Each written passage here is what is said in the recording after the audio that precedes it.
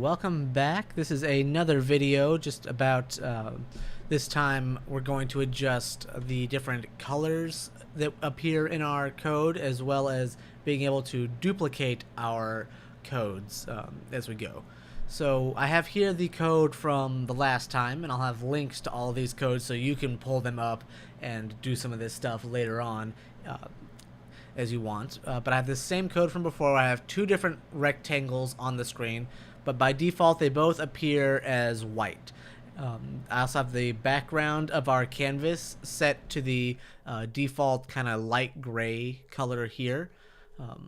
We played around a little bit with that before, made it kind of lighter, kind of darker, played around with that, but I want to show some different ways that we can make this a little bit more customizable.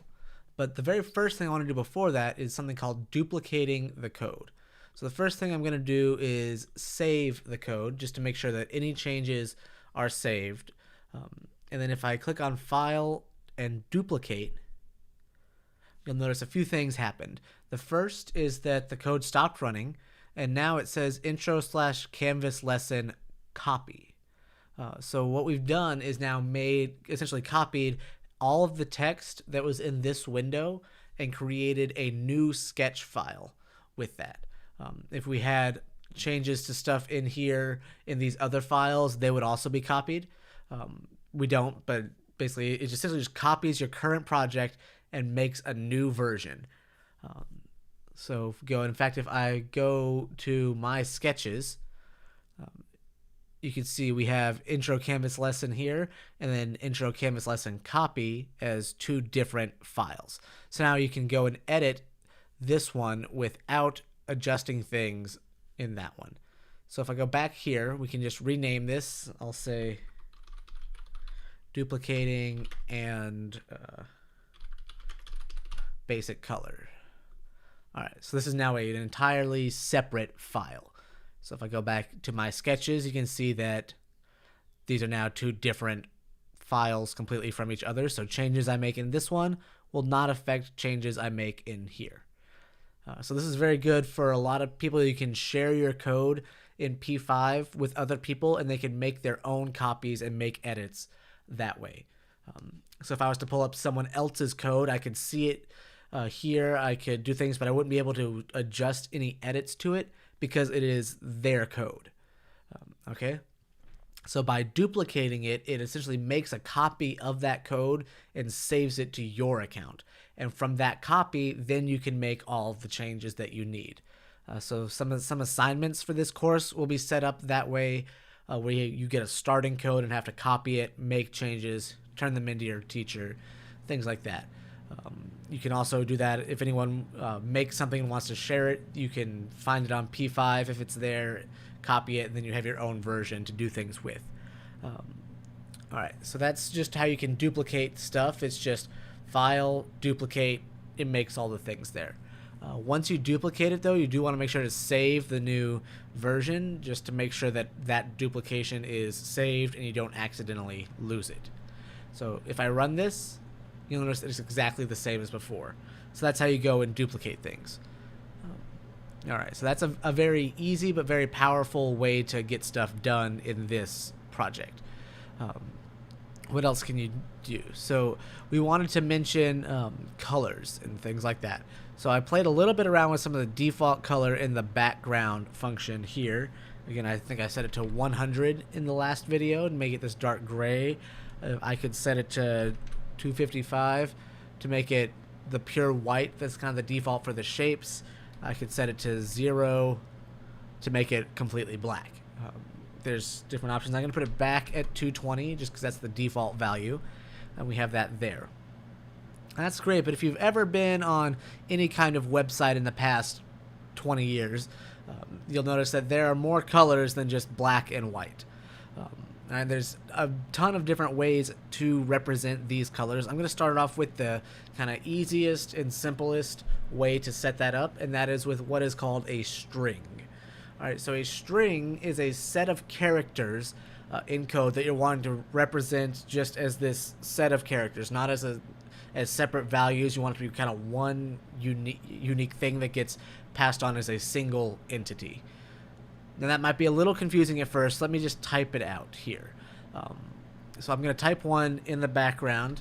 Instead of this number, I'm going to put in, instead of quotation marks, and I'm going to type in purple. So purple in this case is the string. So rather than the computer reading this as a series of different characters, P, U, R, P, L, and E, which it would just read those in order as separate entities by default. By putting the quotations here, it's now reading purple as one item. Kind of like we have 100 as one item down below in the rectangle functions. So that is now setting that there. Now there's a large series of colors that you can pick from in P5, and you can find information on that in the reference material in the background here, and different things like that. But basically you can pick different things. Pretty much any basic color that you can imagine is picked. So if I do red, this is the red, green, yellow, light blue is not one. If you get one that's not a thing, it'll just be white, as we can see. There's light blue. You notice that space is what was going. Things like that. You can get fairly creative just by using this method of trying different color names. Pretty much if it's supported by a browser in general, it will be supported by P5. That's just kind of how it goes. However, there's no customization of the colors in this option. And we'll get into how you can get more custom colors later on. But just know that if you wanted something that was red and you just typed in red like this, no matter what, this is the red that you're going to get. You cannot adjust this red. That's just how it goes. All right. So we've got that there. I'm going to set this to, I'm going to make this, I like that light blue. Light blue. All right. Actually, I'm going to type it like this. I'll get into what that is later on. But light blue. So now there's different ways you can set multiple colors as well in one thing. So I want to introduce a new function that we can use in conjunction with our shapes, and that is called fill. So what fill does is it sets the values to be used in order for filling in. Excuse me, these seasonal allergies are a problem, and whenever you're doing these things live, coughing and stuff will happen. Problem with live videos. All right. So fill, again, these names are very descriptive of what goes on for the most point. We'll fill in any shapes and things of that nature that you put on the canvas. So you can give it different values. So I'm going to set this to, put in my quotations, and let's say coral. I like the coral color in this program. So that'll happen. So we've set the fill to coral. Now, if you remember from the last video, I mentioned that P5 will read our code from top to bottom in the order that we type it in. So we're setting the background to be light blue, which is this version of blue that P5 has stored in its memory. Then we're setting our fill value to coral. So that's there. So whenever we draw this rectangles, they're going to take this coral color here, and they're just going to be filled in with that value. And it just goes from top to bottom. Essentially, any shape that you type in after that will have that color. So if I were to put in a circle here,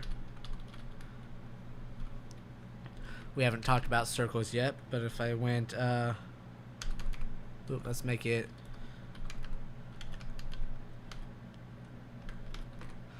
put in a circle right there, it's still going to be this coral value because Whenever P5 is making a shape, it pulls that fill value from the memory, and we've set it to be coral by typing it into this fill function. By default, it was appearing as white just because that's the default in P5. Now we've just set it to coral. But how can we make these all different? Well, as I mentioned before, things happen in order from top to bottom as you type them. So if I go and say I want this first rectangle to be coral, but I want the second one to be yellow. Well, I just go to right before that second rectangle, or before whatever I want to use that thing, and I can just say fill again. And we can say yellow. And now everything underneath this last fill will have yellow as the value. I'll do it one more time. Fill. Oops, wrong button. Let's make this one. I'll go pink. All right. So we have our lovely piece of art right there.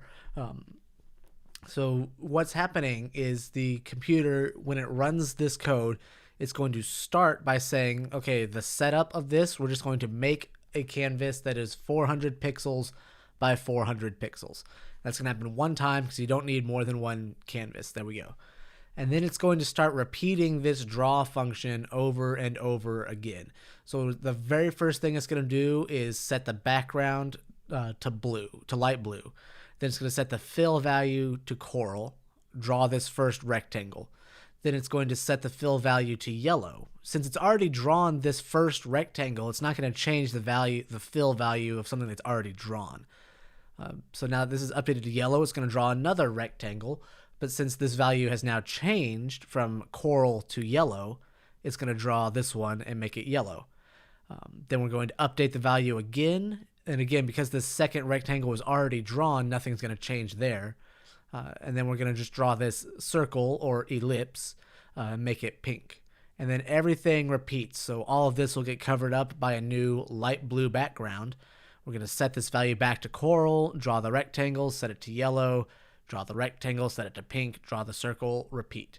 And that is going on and happening again and again and again extremely fast.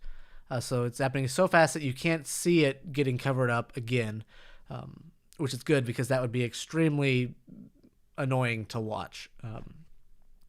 So I'm actually going to make this one a little bit smaller. Let's make it 100 by 100, just like the other one. There we go. Okay. So we have that there. So that's how you can adjust color on a basic level. Again, there's a large amount of potential values here that you can go for, but within each of the values, you cannot adjust the specific shade of the color. That's just what it is. Let's see. The other two new things I mentioned, one was the ellipse function. That is very similar to the rectangle function in the sense of it takes a minimum of 4 arguments in order to draw stuff. And then it is the X position, the horizontal spot on the canvas, followed by the Y position, the vertical spot on the canvas. Remember, we're starting in this top corner, so vertical, when you're closer to 0, you're at the top. So if I were to move this up here towards the top, make it a smaller number, the higher you are, the lower you are on the screen. And then this is followed by how wide and tall to make the shape. Again, this is width, this is height. What is different critically about them is just the math involved for the computer in order to draw these shapes.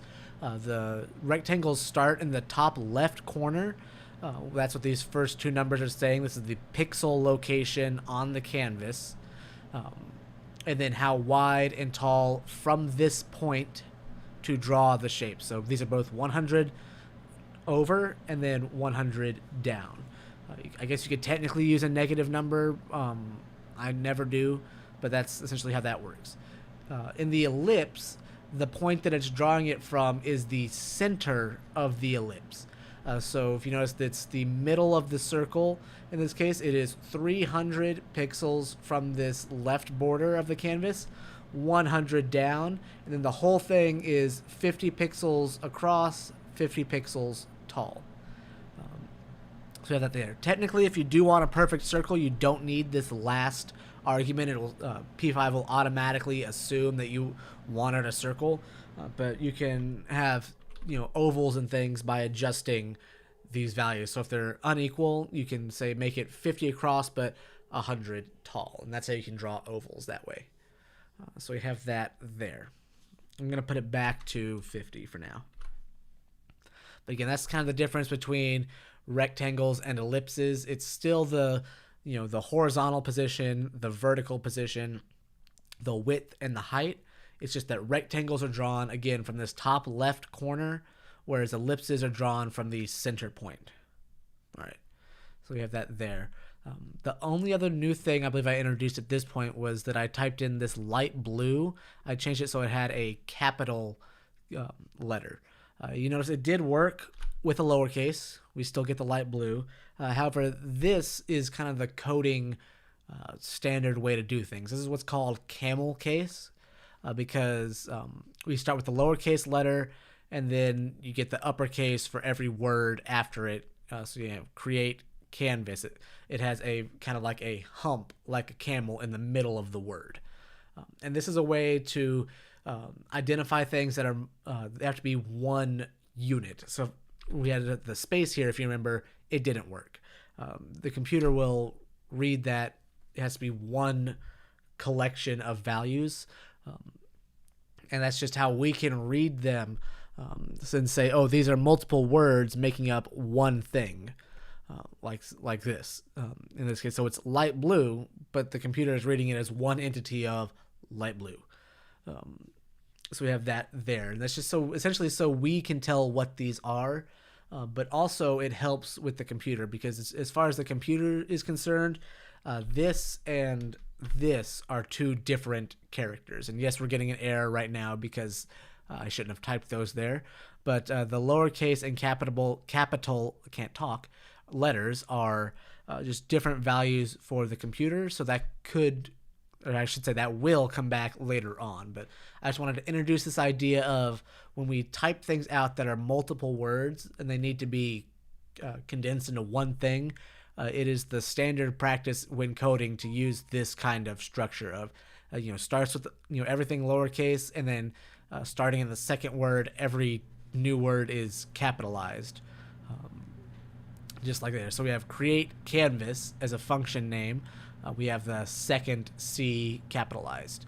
We have light blue as an argument in the string with the B capitalized, things like that. So the more we get into this, the more we'll see it, and the more we'll do with it. So it'll just become second nature by the time we're done with this. But good. It's just something to be briefly introduced. So that'll be kind of the end of this particular video. Again, I've shown you some of the basic ways to start playing around with colors, and I've introduced a new shape here, as well as how to duplicate your codes.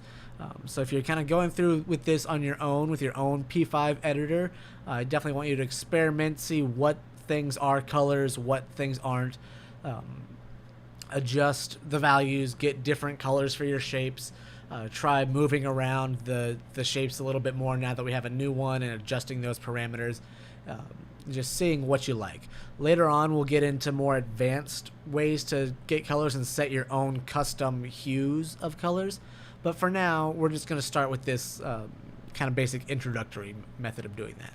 So I'm going to save my code, and that will be all for this one. So have a nice day.